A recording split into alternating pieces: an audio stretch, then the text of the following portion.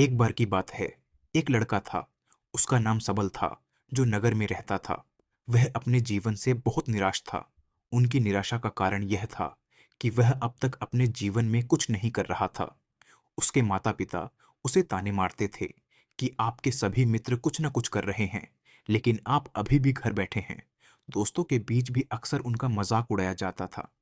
वह कहीं जाता तो लोग उससे पूछते कि आप क्या कर रहे हैं। उसे यह बताने में भी शर्म आ रही थी। वह कुछ नहीं कर रहा था। धीरे धीरे उसने रिश्तेदारों से मिलना जुलना कम कर दिया और लोगों से मिलना भी बंद कर दिया। वह ज्यादातर समय घर पर ही रहता है। वह अकेला रोता है और भगवान को कोसता है और अपनी किस्मत को दोष देता है। अब उसे अपना जीवन बोझ लगने लगा था।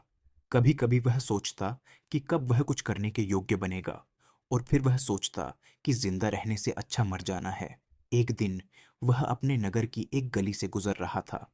तभी उसने देखा कि एक उपदेशक दुआख और परेशानियों पर उपदेश दे रहा है।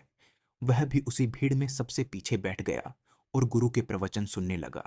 उपदेशक कह रहा था, दुख एक शिक्षक की तरह है जो हमें जीवन की सच्चाई दिखाता है और हमें जीने का सही तरीका सिखाता है। आप चाहें तो जिंदगी जीना भी सीख सकते हैं। गुरुजी उपदेश दे रहे थे कि तुम चाहो तो कुछ भी हासिल कर सकते हो, और अगर चाहो तो एक कोने में बैठकर रो सकते हो। इन सभी बातों को सबल ध्यान से सुन रहा था, लेकिन शिक्षक की यह बातें पसंद नहीं आई। उसने खड़े होकर कहा कि कुछ भी सिखाने से दुख दूर नहीं होता। इसमें केवल दर्द होता है। दुख की पीड़ा अनंत है। ऐसा लगता है कि इसके बाद कुछ होने वाला नहीं है। इससे कुछ भी फर्क नहीं पड़ता है। इसके सामने तो मौत भी छोटी लगती है। उपदेशक ने कहा, फिर तुम्हारा दुख क्या है? सबल ने उसके सामने अपनी सारी व्यथा सुनाई और पूछा, मेरे दुख का कोई उपाय है तुम्हारे पास? यह सुनकर शिक्षक मुस्कुराए और बोले, तुम उस दिन मेरे पास आओ जब आपके जीवन में वास्तविक दर्द हो। मैं आपकी समस्या का समाधान अवश्य करूंगा। यह कहकर गुरु वहां से चला गया। सबल ने सोचा, कहीं मेरा दुख नकली तो नहीं है? क्या मैं जिस दर्द से गुजर रहा हूं वह नकली है? मेरा दुख कोई नहीं समझ सकता।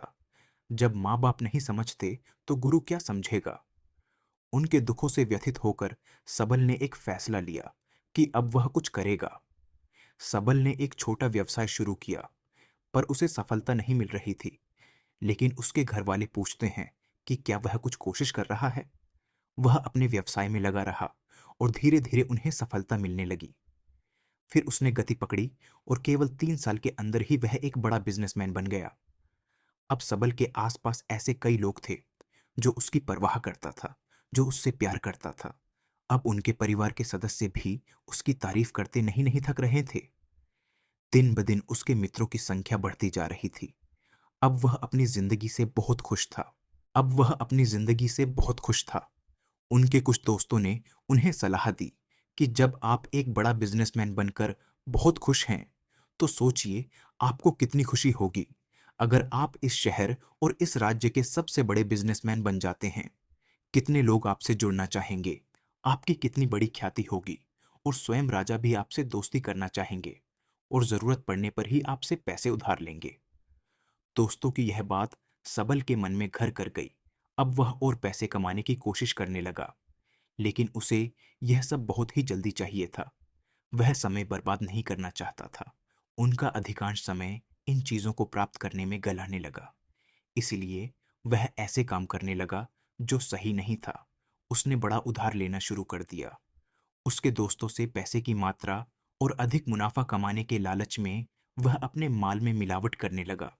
उसने अन्य व्यापारियों के खिलाफ भी साजिश रची और उन्हें डराया धमकाया। जैसा उसके दोस्त कहते थे वैसा ही करता था। वह इन तरीकों से ज्यादा पैसा कमा रहा था, पर अब उसके जीवन में पहले जैसा चयन न था। उनके मन की शांति गायब हो गई थी और वह रात को सो नहीं पाता था। वह हंगामे में रहता था। वह सब कुछ पाकर भी उन्हें किसी चीज में सुख नहीं मिल रहा था। एक दिन सबल अपनी गाड़ी में कहीं जा रहा था। तभी रास्ते में उन्हें उपदेशक का आश्रम दिखाई दिया। वह रुका और गुरु के पास जाकर बोला, संत, आपने मुझे मेरे पास आने के लिए कहा था जब मेरे जीवन में सच्चा दुख आता है। अब मैं बहुत दुखी हूं कि मेरी नींद हराम हो गई है। मुझे कहीं भी शांति नहीं मिल रही है। इस प्रकार सबल ने अपनी सारी समस्याएं गुरु को बता दी। गुरु ने कहा, जब तुम पहली बार मुझसे मिलने आए थे, तब भी तुम किसी दुख में थे। आपने उस दर्द से क्या सीखा? सबल ने कहा कि सिर्फ सोचने और चिंता करने से कुछ नहीं होता। आपकी दृष्टि को सच करने के लिए यह कार्रवाई करता है। और सिर्फ काम करने से कुछ नहीं होता, परिणाम भी मिलना चाहिए।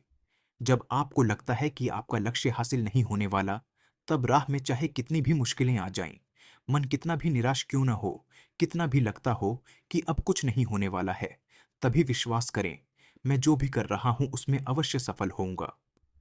खुद पर ध्यान दो, लोगों पर नहीं। लोग केवल सफल लोगों का सम्मान करते हैं। कोई कितना भी अच्छा क्यों ना हो, वह हमेशा लोगों की नजरों में बोझ बने रहते हैं।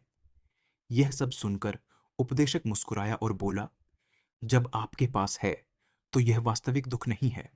अपने जीवन में वास्तविक दुख आए, तब मेरे पास आओ, मैं उसे ठीक कर दूंगा। सबल ने जाते समय साधु को सोने के सिक्कों से भरा घड़ा भेंट किया। घड़े को देखकर गुरु ने कहा कि यह मेरे किसी काम का नहीं है।